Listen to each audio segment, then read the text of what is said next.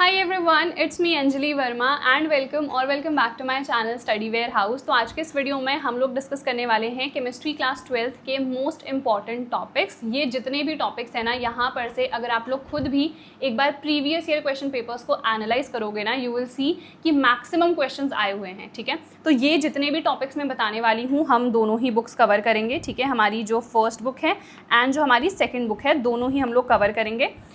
Which means हमारी physical chemistry, हमारी organic chemistry, हमारी इनऑर्गेनिक केमिस्ट्री, इसमें जितने भी मोस्ट इंपॉर्टेंट टॉपिक्स हैं वो सब हम लोग कवर करने वाले हैं। तो आप लोग अपनी एनसीईआरटी में भी इनको मार्क कर सकते हो, या फिर जहाँ पर भी आप लोगों ने नोट्स बनाए हैं वहाँ पर मार्क कर लो कि ये मोस्ट इंपॉर्टेंट क्वेश्चंस हैं या फिर टॉपिक्स हैं। मतलब अभी तो टॉपिक्स ही बताऊंगी, क्वेश्चंस भी मैंने अपलोड कर रखे हैं, आप लोग चैनल पर जाके देख सकते हो।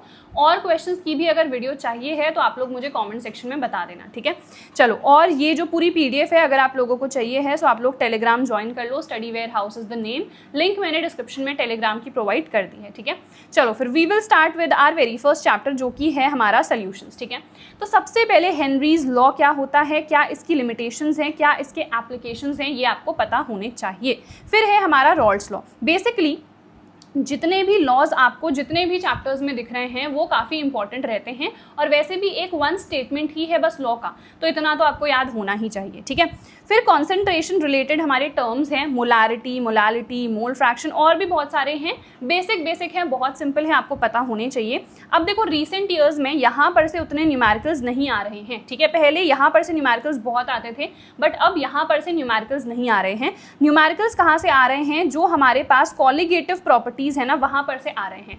4 हमारे पास कॉलिगेटिव प्रॉपर्टीज हैं। उसमें मोस्ट इंपॉर्टेंट तो हमारा ऑस्मोसिस वाला है कि ऑस्मोटिक प्रेशर क्या है, ऑस्मोसिस क्या है, रिवर्स ऑस्मोसिस क्या है, डिसलाइनेशन ऑफ सी क्या होता है। ठीक है, अब उसके अलावा जो हमारा relative lowering of vapour pressure है, वहाँ पर से न्यूमेरिकल्स आ रहे हैं। टोटल 4 हैं, तो मोस्टली आपको चारों ही देखने हैं। ठीक है, चलो उसके बाद है हमारा ideal and non ideal solution. इनके एक एक एग्जाम्पल भी आप लोग याद कर लेना।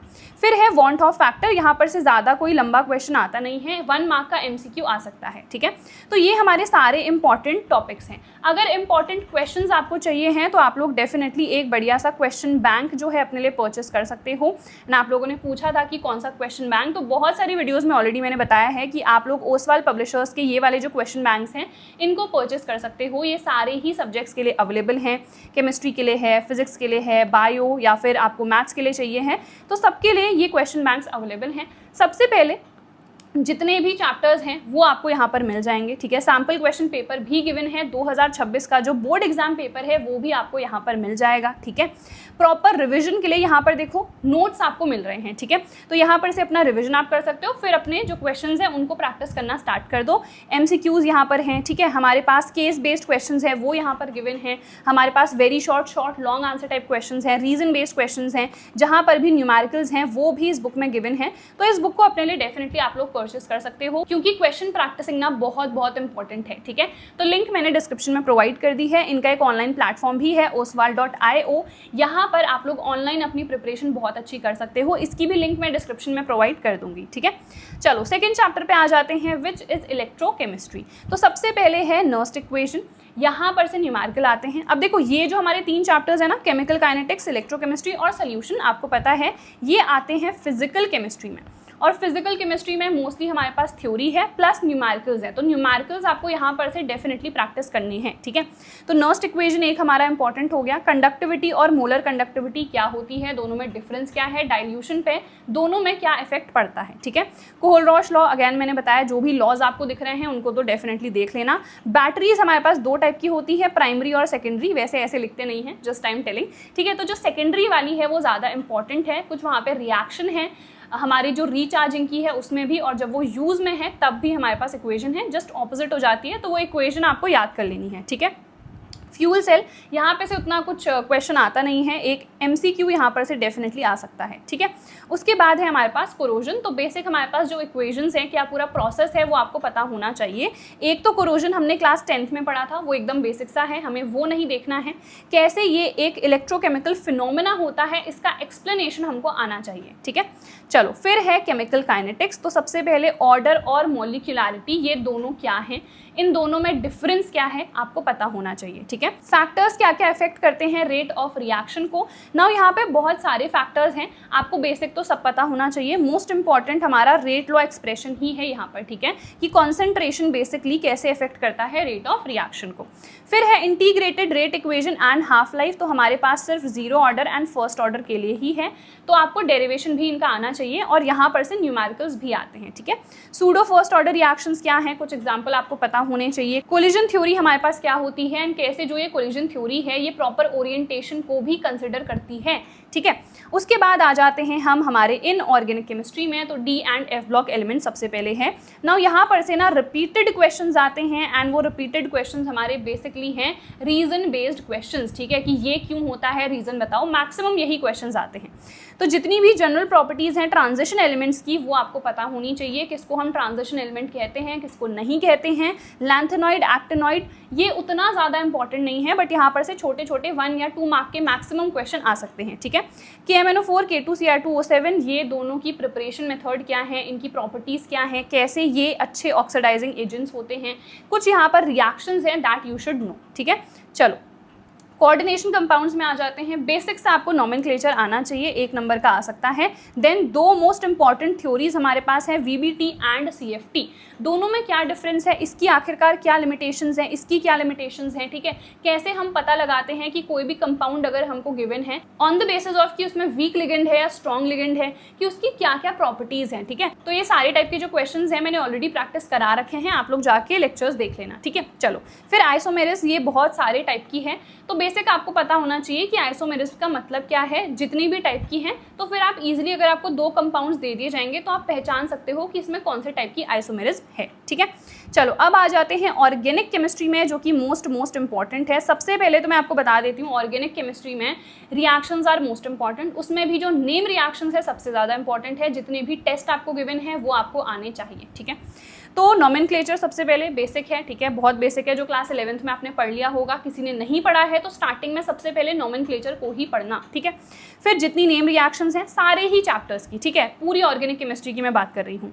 देन ग्रूव्स प्रोसेस क्या है, जिसको हम ल्यूकास टेस्ट भी कहते हैं। बॉइलिंग पॉइंट, सॉल्युबिलिटी, इन पे क्या इफेक्ट पड़ता है, ठीक है, कब ये इंक्रीज करती हैं, कब ये डिक्रीज करती हैं। SN1 एंड SN2 मैकेनिज्म, ये दोनों में डिफरेंस क्या है, कब SN1 होगा, कब SN2 होगा, प्रायोरिटी लिस्ट क्या है, that you should know. Haloarenes less reactive क्यों होते हैं, रीजन क्या है। सब्सटीट्यूएंट्स अगर ऐड हो जाएंगे तो कैसे हमारी रिएक्टिविटी इंक्रीज करेगी या डिक्रीज करेगी, ठीक है। इलेक्ट्रोफिलिक सब्सटीट्यूशन, ये तो बेसिक है, ये हर एक उसमें आपको दिख जाएगा, चाहे हम हैलोएरीन की बात करें, चाहे हम अल्कोहल की बात करें, मतलब फिनॉल वाले में, तो ये आपको हर जगह दिख जाएगा, ठीक है। पॉली हैलोजन कंपाउंड, अब इसमें मोस्ट इंपॉर्टेंट हमारा DDT है, इनका नेम, इनका IUPAC नेम, इनका structure, that you should no, ठीक है। चलो उसके बाद अल्कोहल, फिनॉल एंड ईथर में आ जाते हैं। तो रिएक्शंस यहाँ पे काफ़ी सारी हैं। सबसे पहली रिएक्शन क्या है, reduction of the carbonyl compound, ठीक है। तो इनका रिडक्शन करेंगे तो हमको यहाँ पर अल्कोहल मिलेगा, ठीक है। अल्कोहल का ऑक्सीडेशन करेंगे तो फिर हमको क्या मिलने वाला है, क्या हमको एल्डिहाइड मिलेगा या कीटोन मिलेगा, ये हमको देखना है। डिहाइड्रोजनेशन रिएक्शन क्या है, ग्रिग्नार्ड रिएजेंट होता क्या है, ठीक है। एल्कीन्स के साथ एक रिएक्शन है, this is also very important. Fermentation क्या होता है, ठीक है। बाकी ये सब तो मैंने आपको बता ही दिया है, हर चैप्टर में सेम चीज़ें आपको दिख जाएंगी, ठीक है। Lucas test, Victor Meyer test, test जितने भी हैं एक भी मत छोड़ना, कोई सा भी टेस्ट आ सकता है, ठीक है। एसिडिक नेचर होता है फिनॉल का, क्यों होता है, सब्सटीट्यूएंट्स का क्या इफेक्ट पड़ेगा। फिनॉल और अल्कोहल में अगर हम कंपेयर करें कौन सा ज़्यादा एसिडिक है, क्यों है। देन ये तो हमारी नेम रिएक्शंस हैं, तो नेम रिएक्शंस भी आपको सारी ही करनी है, कोई सी भी आ सकती है। कई बार ऐसा होता है ना कि 5 नंबर का एक क्वेश्चन होता है और उसमें 5 के 5 नेम रिएक्शंस आ जाते हैं, एंड ट्रस्ट मी ये फ्री के नंबर होते हैं, क्योंकि बस एक रिएक्शन लर्न करनी है, वो वहाँ पर जाके लिख देनी है, 1 नंबर तुम्हें पूरा मिल गया, ठीक है। चलो aldehyde, ketone and carboxylic acid पे आ जाते हैं, ये हमारी नेम रिएक्शंस हैं। फिर न्यूक्लियोफिलिक एडिशन रिएक्शन यहाँ पे काफ़ी सारी हैं, ठीक है। अमोनिया डेरिवेटिव्स के साथ है, HCN के साथ है, ये सब आपको देखने हैं। टेस्ट अगैन मैंने बता दिया सारे इंपॉर्टेंट हैं, these are the name reactions which are important, ठीक है। ये भी हमारी नेम रिएक्शन हो गई। देन जो हमारा कार्बोक्सिलिक एसिड है उसका एसिडिक नेचर क्यों होता है, सब्सटीट्यूएंट्स का क्या इफेक्ट पड़ेगा, इन दोनों में से ज़्यादा एसिडिक कौन सा है, क्यों है, ये हमारी देन नेम रिएक्शंस हो गई, ठीक है। चलो एमीन्स में आ जाते हैं। हैं तो सबसे पहले नेम रिएक्शन है, ठीक है, इनका रिडक्शन करेंगे तो हमको एमीन्स ही मिलते हैं। कार्बिल-एमीन रिएक्शन, ये भी नेम रिएक्शन है। एमीन्स का बेसिक नेचर क्यों होता है और कैसे चेंज होगा बेसिक नेचर, ठीक है, अगर हमारे पास और ज़्यादा CH3 या फिर बेसिकली कोई भी R ग्रुप ऐड होता जाएगा तो कैसे फिर नेचर चेंज होता है, ये भी आपको पता होना चाहिए, ठीक है। डायएज़ोटाइजेशन क्या है, जो एनिलीन होता है ना वो फ्रीडल क्राफ्ट रिएक्शन नहीं देता है, तो क्यों नहीं देता है। कपलिंग रिएक्शंस हमारे पास कुछ हैं, वो भी आपको देख लेनी है, ठीक है। चलो बायोमोलिक्यूल्स पे आ जाते हैं। तो ये एक थ्योरेटिकल चैप्टर है, रिएक्शंस भी हैं बट मेनली यहाँ पर थ्योरी है, सो थ्योरी बेस्ड क्वेश्चंस आते हैं तो वो आपको पता होने चाहिए। जितने भी कार्बोहाइड्रेट्स हैं यहाँ पे जो मैंने मेंशन करे हैं सारे इंपॉर्टेंट है। Most important glucose, fructose and sucrose ही है, ठीक है। इन्वर्ट शुगर क्या होता है, म्यूटा रोटेशन क्या है, प्रोटीन्स हमारे पास 2 टाइप के हैं, इन दोनों में क्या डिफरेंस है, इनकी जनरल प्रॉपर्टीज़ क्या हैं। अमीनो एसिड्स क्या होते हैं, 2 टाइप के होते हैं, एसेंशियल एंड नॉन एसेंशियल, आपको एग्जाम्पल्स भी पता होने चाहिए, ठीक है। देन इन अमीनो एसिड की कुछ फिजिकल प्रॉपर्टीज़ हैं जैसे कि ज्विटर आयन ये बनाते हैं, आइसोइलेक्ट्रिक पॉइंट क्या होता है, डिनेचुरेशन ऑफ प्रोटीन क्या होता है, एंजाइम्स क्या है, विटामिन क्या है, बहुत सारे विटामिन हैं तो इनकी डेफिशिएंसी से क्या क्या डिजीज़ हो सकती है, कौन से फ्रूट से वेजिटेबल से हमको ये विटामिन मिलते हैं, ठीक है, एंड न्यूक्लिक एसिड। तो ये सारे टॉपिक्स आप लोगों को देख लेने हैं। अब जो मोस्ट इंपॉर्टेंट टाइप के हमारे क्वेश्चंस है ना वो भी मैंने वीडियोस डाल रखी हैं, मैंने प्रैक्टिस कराए हैं। If you guys want the new lectures तो वो भी आप लोग मुझे कमेंट सेक्शन में बता सकते हो, एंड क्वेश्चन बैंक्स मैंने बता दिए हैं उस वाले पब्लिशर्स के, आप लोग डेफिनेटली परचेस कर सकते हो। सो दैट इज इट यार, आई होप इस वीडियो से आपको बेनिफिट मिला होगा। अगर मिला है तो please like this video, share this video with your friends, और अगर अभी तक आप लोगों ने चैनल को सब्सक्राइब नहीं करा है तो जल्दी से कर लो।